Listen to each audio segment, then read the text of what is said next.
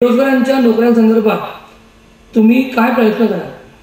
बेरोजगारांच्या नोकऱ्यांसंदर्भात आपण काय प्रयत्न कराल? कामगारांच्या कल्याणासाठी आणि युवकांच्या रोजगाराच्या कल्याणासाठी आयुष्यभर जिल्ह्यात राहत असलो तरी इथून विदर्भापर्यंत, इथून खानदेशपर्यंत, इथून कोकणापर्यंत जाऊन विविध प्रश्नांवर मी लढे उभे केलेले आहेत। सर्वप्रथम माझं प्राधान्य राहील की ह्या संबंध ठाणे जिल्ह्यामध्ये कृषीवर आधारित उद्योगांची निर्मिती होणं फार गरजेचं आहे। माळशेज घाट, कसारा घाट, वाडा तालुक्याची हद्द आणि त्याच्यानंतर पूर्ण भिवंडी शहर अगदी मुंबईच्या लगत आणि त्याच्यानंतर ठाणे शहराच्या लगत आणि कल्याणच्या स्टेशनापर्यंत अशा पद्धतीचा मतदारसंघ आहे। या मतदारसंघाच्या ग्रामीण क्षेत्रामध्ये कृषीवर आधारित उद्योगांची निर्मिती होणं गरजेचं आहे, कारण शेतकरी वर्ग अतिशय हवालदिल आहे। शेती हा व्यवसाय कोसळलेला आहे। शिवाय सगळ्यात भयानक समस्या म्हणजे पाण्याची आहे। या ठाणे जिल्ह्यात परिस्थिती अशी की जितके मोठे प्रकल्प बनवले जातात त्या प्रकल्पातून पाणी काढून शहराला दिलं जातं। मुंबईसारखं शहर रोज वाढतं, लगतची शहरं रोज वाढतात। त्याचा ताण ग्रामीण क्षेत्रावर मोठ्या प्रमाणामध्ये, सिंचन व्यवस्था नाही, पिण्याचं पाणी नाही। अशा अवस्थेमध्ये एकीकडे शेती व्यवसाय कोसळतो, दुसऱ्याकडे शेतकऱ्यांची शिकून सुशिक्षित झालेल्या मुलांना कुठल्याही पद्धतीचा रोजगार नाही। म्हणून प्राधान्य हे राहील की कृषीवर आधारित उद्योगांची निर्मिती, त्याच्यामध्ये साखर कारखाना आला, त्याच्यामध्ये दूध डेअरी आल्या, त्याच्यामध्ये भाजीपाल्याची निर्मिती आली।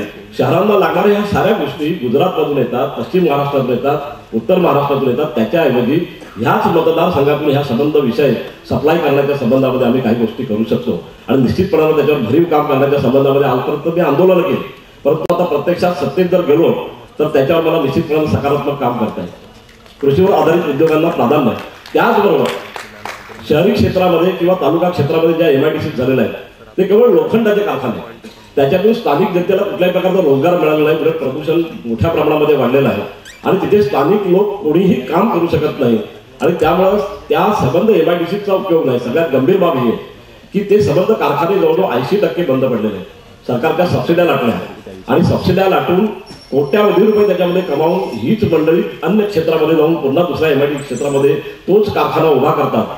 अशा पद्धतीचा जो काही लपंडाव चाललेला आहे हा पूर्णपणे खोदून काढून काहीतरी सकारात्मक त्याच्यामध्ये करण्याच्या दृष्टीने सरकारला आम्ही सूचना करतो। ठाणे जिल्हा देशात सर्वात मोठा जिल्हा आहे। या जिल्ह्यातील 7 महानगरपालिकांना एकत्र करून बृहत ठाणे महापालिका करण्यासाठी प्रयत्न करून ठाणे जिल्ह्याचा विकास करणार का? अभ्यास गेल्या असंख्य वर्षापासून आहे। या मतदारसंघातला रेल्वेचा जो प्रश्न टर्मिनसचा राहिला, स्थानिक खासदार हे नेहमीच भारतीय जनता पक्ष आणि शिवसेनेचे राहिलेले आहेत, त्याच्याकडे मी लक्ष वेधू इच्छितो। त्याचबरोबर मला जो विचारलेला आहे प्रश्न, तर एवढं मोठं विकेंद्रीकरण करून चालणार नाही, केंद्रीकरणच राहिलं पाहिजे। अनेक कार्यकर्त्यांना काम करण्याची संधी मिळते त्याच्यातून आणि ती संधी फक्त एकच झालंय राजकारणात। आता एक भाग असा झालेला आहे की प्रशिक्षित कार्यकर्त्यांची खऱ्या अर्थाने राजकारणामध्ये गरज आहे।